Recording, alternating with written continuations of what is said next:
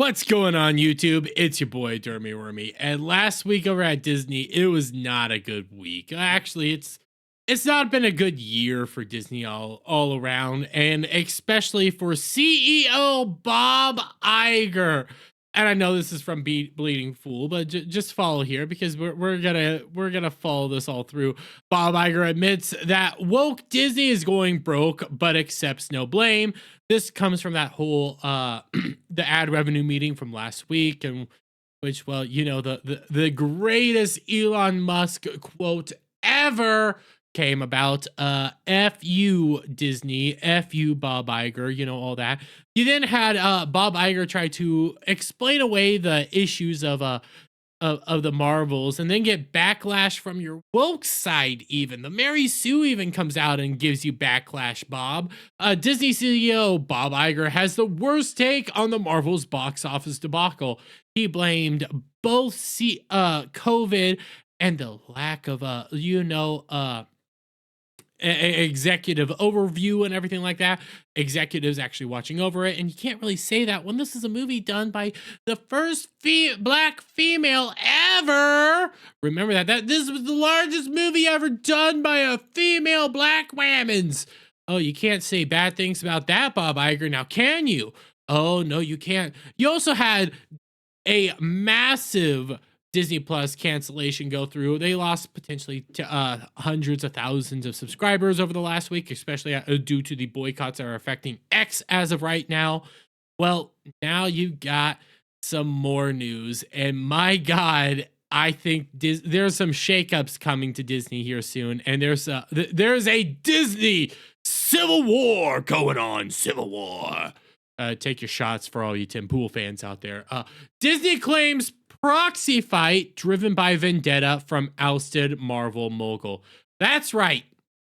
There is still an activist investor interested in investing into Disney itself, not investing into Disney, but getting onto the board of directors to help try to lead it in a different direction. This is the not Bob.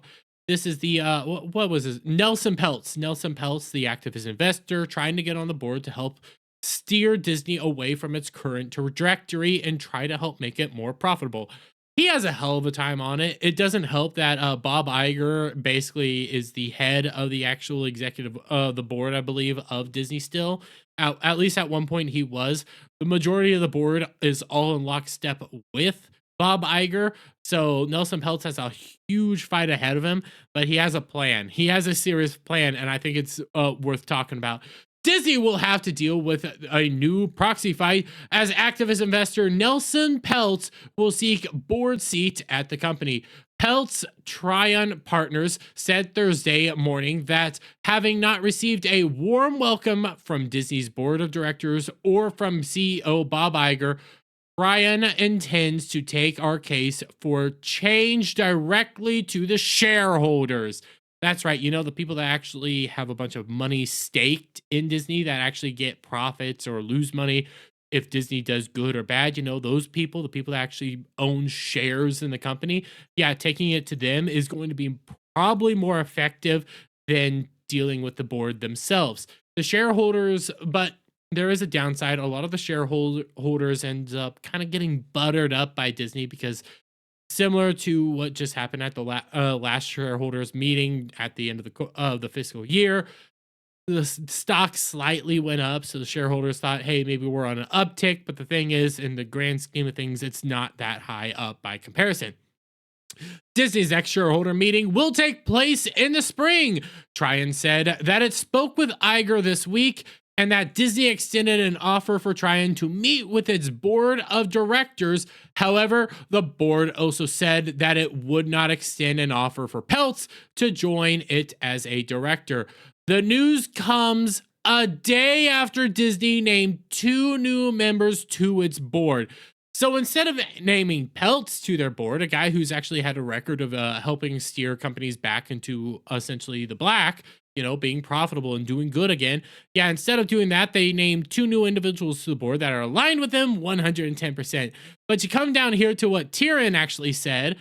Since we gave Disney the opportunity to prove it could right the ship last February, because that's when they kind of stepped off. Last February, they said, hey, we're going to step off for a moment and see if you guys can right the ship, fix everything. Shareholders lost $70 billion of value. $70 billion of value was lost in Disney over the past year. I want you guys to actually think of that for a moment. That's how much money that people have lost due to the failures of Disney, due to all their movies failing, due to their parks actually suffering, due to all these horrific decisions at Disney. They have lost $70 billion. That's your money. That not your money, but that's everyday people's monies. Yes, you have individuals that are probably billionaires that have shares in Disney, but also you have everyday peoples that do own shares of Disney, and they are losing money due to this. That is ridiculous. That is actually, I have to think that's an FCC violation, because your duty as a board member and everything like that is to make sure your shareholders are profitable. And if they're not profitable, they're not in a good situation. Tyrion said in a statement, investors' confidence is low, key strategic questions loom, and even Disney CEO is acknowledging that the company's challenges are greater than previously believed, while James Gorman and Sir Jeremy Dark represent an improvement from the status quo. The addition of these directors will not, in our view, restore investor confidence or address the root cause behind the significant value destruction and missteps that this board has overseen. Tyrion intends to take our case for change directly to shareholders. That's probably going to be the only way to actually get on the board, is you actually have to go to the shareholders. You're going to have to go to the people that have the board, the executive board, Disney CEO, all of them have a fiduciary responsibility to. People that you have no choice but to actually work with and make sure that they are having their values properly represented. You might have two decent guys by Tyrion's standards actually get on the board. Those are two decent guys by what they're saying. But in the grand scheme of things, the board still is working lockstep with woke Disney. The board is still doing everything that Bob Iger wants them to do. And just last week, we had both an FCC filing. We had Bob Iger, everybody just come out and say, yeah, we're against our actual investors right now. Our values no longer align with the investors. They are admitting this across the board. So yeah, they're in a shite situation, but they're not wanting to change. They're not wanting to have a guy that's actually willing to probably help bring change, even though it's going to be a fight to help bring the change onto the board, because, well, he has Nelson Peltz on his side. No, not Nelson Peltz. He has Ike Perlmutter at his side. He's a vindictive individual. We fired him last year. He was the former head of Marvel and everything like that. We fired him. That's why he's so angry. Yeah, he's angry. Yeah, he probably is furious because he's watching what you guys actually created, what he helped create, burn it to the ground. So I don't blame him for having a vendetta against you guys. You are destroying some of his hard work. Is he perfect? No, he's made some dumb decisions himself. But by comparison, he's a whole lot smarter than where you guys are at this point. But I'm going to leave it there, guys. Let me get you guys' thoughts on all this down in the comments below. Did you like this video? If you did, please give it a thumbs up. Share it out, friends. Hit that subscribe button. Hit that notification bell for every time I put out a new video and go live. And let me get you guys' thoughts on the Nelson Peltz situation. Just tell me what you think and everything like that. But until next time, guys, bye for now. What's going on, guys? Listen, it's Christmas season coming up, and you know what makes great gifts?